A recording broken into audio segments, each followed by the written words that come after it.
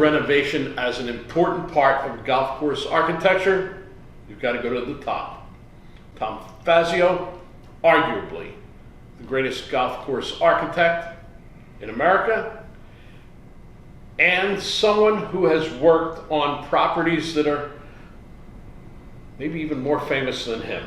Tom, great talking to you again. And renovation. It's been a trend for a while in golf courses. Quite some time, possibly the last decade and a half or more. Renovation is kind of the in thing, and it's a phenomena how it happened and why it happened. It's kind of a long story. We could fill volumes and opinions. Of course, it's like the rest of the golf business. There's a lot of opinions. I think without renovation putting new life into the golf world, we would have been in big trouble right now. Golf courses were closing at record paces and not being built as far as the new ones. Renovation breathing life back into golf. Certainly. Definitely a very important part of the golf industry, and certainly important for all the people that work in it, and certainly the people that write about it, the people that do all kinds of pieces with golf. And it's interesting why it happened. You know, you go back over, now I'm in my, believe it or not, 6th decade in golf design and involvement, starting out at a very young age. At a very young age, in our mutual hometown kind of place. Morristown, Pennsylvania, yeah. It was, and it's interesting how it has evolved. But if you were to do a graph of the last 6 decades, and probably do a graph of the decades of when you think about golf in America, for example, USGA started in 1886 or some round number like that. So it's roughly 130 years or 140 years of golf in America. 14 decades. Take out a decade for the Depression in 32, take out a decade World War I, take out a decade of the 40s for World War II. That's 3 decades. It's roughly about 10 years. Break those down in 10-year segments, and you see where the growth of golf happened. We have roughly 16,000 golf courses in the continental United States. You look at when they were built and how they were built and when we had openings and closings, lots of white papers could be written about them. So we're at this stage now of the last couple of decades where renovation has been a major part. And especially for the old classic, you could take many of the old classic courses, things like maintenance buildings, just a little one item, a maintenance building. In many clubs, including some of the classics, some of those went for 100 years, literally 100, without any restoration, renovation, upgrading. It just was what it was because of a lot of, and there's always one common denominator. The common denominator, economics. That's the way it is. I hear you on that. So we're doing this interview from the clubhouse at the famous Jupiter Hills Club in Tequesta, Florida.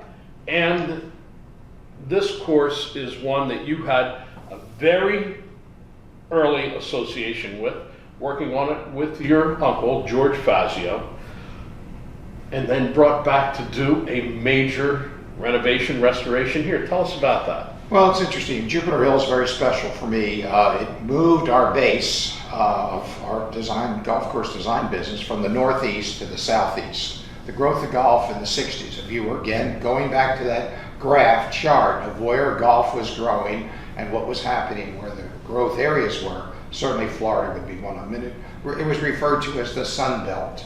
The Sun Belt was Southeast, Southwest, and obviously California. So anything on the southern part of the hemisphere, that's where golf was growing. So that's why we moved here. My uncle was very fortunate to have some very influential and economically successful friends, let's call it that way. So he found this piece of property, found the program to put this deal together to create Jupiter Hills. And one of them was a very close friend from Philadelphia, happened to be William Elliott from Philadelphia Life Insurance Company. So he was a major contributor to help George He also helped us at Waynesboro and in the Southern Springs and the Coral Harbor, and of course in the Bahamas we did in the 60s. So he was kind of my uncle's financial mentor and helper along the way. And that's how we got started here at Jupiter. So in 1969 we started and built this club. And back with the technology and the understanding of how golf was then.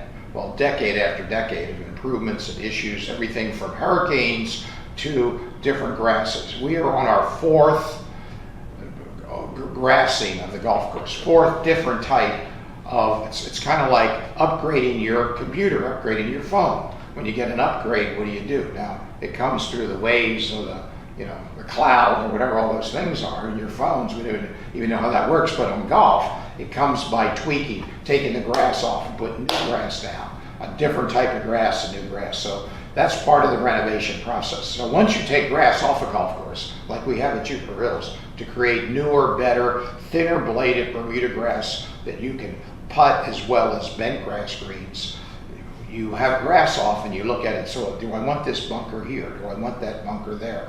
You can adjust, tweak, improve, add, subtract, do lots of things. And depending on who's in charge, that's who makes the decisions. Well, the work that had to be done at Jupiter Hills was natural as it matured and went on, and it has kept it at the top of the list of the greatest golf courses in America. One of my favorite golf courses that I've ever played, and I'm over 900 now. So that says a lot about Jupiter Hills.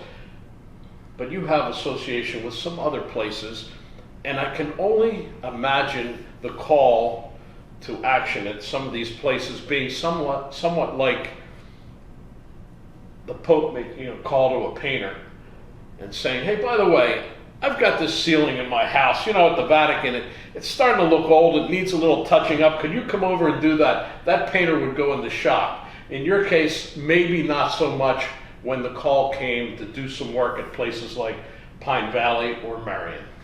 Well, certainly restoration, renovation, additions. We talk about one of the today's in thing to talk about is how far the golf ball goes. And we've been actually talking about that again, going back to that graph of the decades, from the change of equipment to steel clubs from Balata balls or from the solid balls and all the different technologies that's changed over the decades. We continue to have those same issues. So renovations of golf become part of that relative to additions of tees for today's tournament players. Now, for us, we're looking at an addition of tees to go forward, not go back. So that's also an important part of the game. Very important part. Very important. We have more beginning golfers. We have more front tee players playing golf. So we need, and remember the old days of a little postage stamp being there for our front tee players, whether they were kids, women, beginners, or whatever. It was just a makeshift, pile up some dirt, maybe the size of this table, maybe the tee for one person could stand on. Well, now we've evolved to perfect conditions and better methods of how to get that done.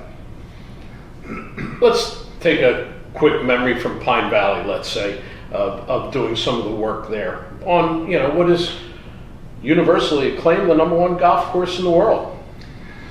Interesting enough, at Pine Valley, for me, it's been decades of involvement there. I've been lucky enough and fortunate enough to be involved there for long, been a member for many decades. Again, I'm talking decades now, not years. And my uncle, George Fazio, was the playing pro from Pine Valley back in the 40s when he was on the PGA Tour, because Jonathan Brown, who was the president of the club, liked him, and he was a local, one of the best players in the district, in the local area, and said to George, why don't you represent Pine Valley on the tour? So when his name was in the newspaper, his name was George Fazio - Pine Valley Golf Club, which was very prestigious and very well recognized and known.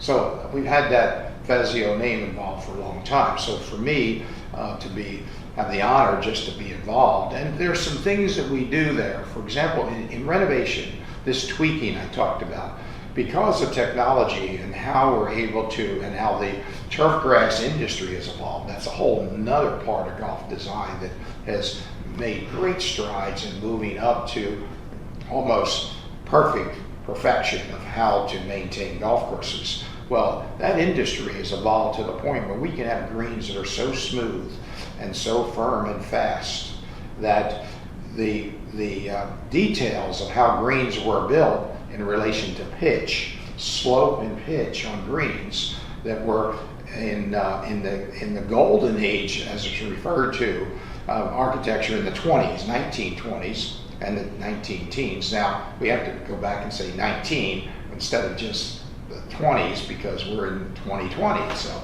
that's another factor involved in it. But with that, the pitch and slope of greens, design was part of that, where a percentage of slope, of pitch and fall, and slope was important for the character and the strength of golf. Well, today, because of the type of grass that we use, the quality of it, and the way it's maintained, it's so smooth and fast that the pitch that was in 4, 5, 6, and 7%, meaning that if a green is 100 feet from front to back, you could have a 6 to 7 foot difference of elevation change between the front to the back. That would be roughly 6, 7%. Well, today, those percentages are half that size. So you can only have pins and reasonable putting in areas that are 2.5 to 3.5% slope based on the finest possible putting conditions. So there's some tweaks and adjustments that are done even to the old, old classic courses, so that you can have reasonable putting surfaces. This all brings me to one thought.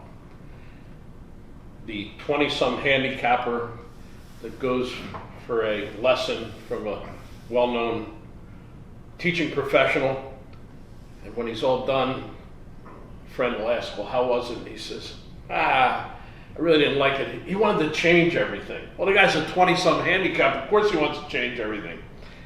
In the case of architecture, you have some of these people, they might be a real estate person, they might be a banker, and they call you to do a renovation on the golf course. Did you ever have one of them say, final instructions, don't screw it up?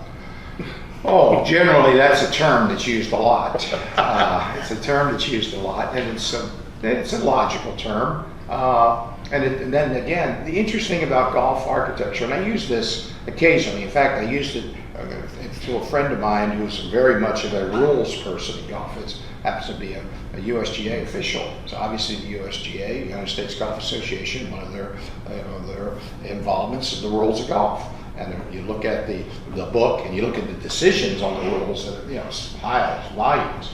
And I like to say there's no rules. There are no rules in golf. ... Golf design, golf architecture, because there's endless possibilities. And it's changed so much. And it's changed. The game has changed, but also the property's changed. Now, one of the other reasons for renovations and additions, just like here at Jupiter Hills, we had 2 hurricanes 2 years in a row in 2004 and 5, or 5 and 6. It's starting to lose the exact dates in my brain, and that did a lot of damage to our vegetation, and it had some impact. It didn't ruin the golf course, it just changed it, the way it was set up and the structure. We had many pine trees. And an interesting thing about hurricanes and storms, pine trees specifically, when the wind gets above hurricane force winds, category 1, they're 75 miles an hour. Category 2 are from like 79 or 82 to 90. And category 3 and 4 and 5 move up to the 90s to 110. Well, 110 pine trees break. And I didn't figure that out. That's the facts of what the experts tell you. So we've had places even like Wild Dunes in Charleston with Hugo. We were there together after Hugo. There were many times, and that was 120. That was a Hurricane 4 or 5 winds at certain places. And whether it's Wild Dunes or Kiowa, there were lots of damage and things adjusted. So you go back and tweak and adjust even for natural disasters. But equally important, golf course is a living, growing thing. The grass grows, the maintenance through time settles, the maintenance through erosion moves, settles, adjustments are made, and things happen. Property lines get adjusted, changed. So many things happen to make the renovation process part of a logical progression of how things move on. This all brings me to one final thought. My first time ever at Jupiter Hills, 1980. a young sports writer, so green behind the ears, assigned to come here, do an interview with George Fazio about this new golf course that had such national and international acclaim. And I was scared to death and had the interview with George.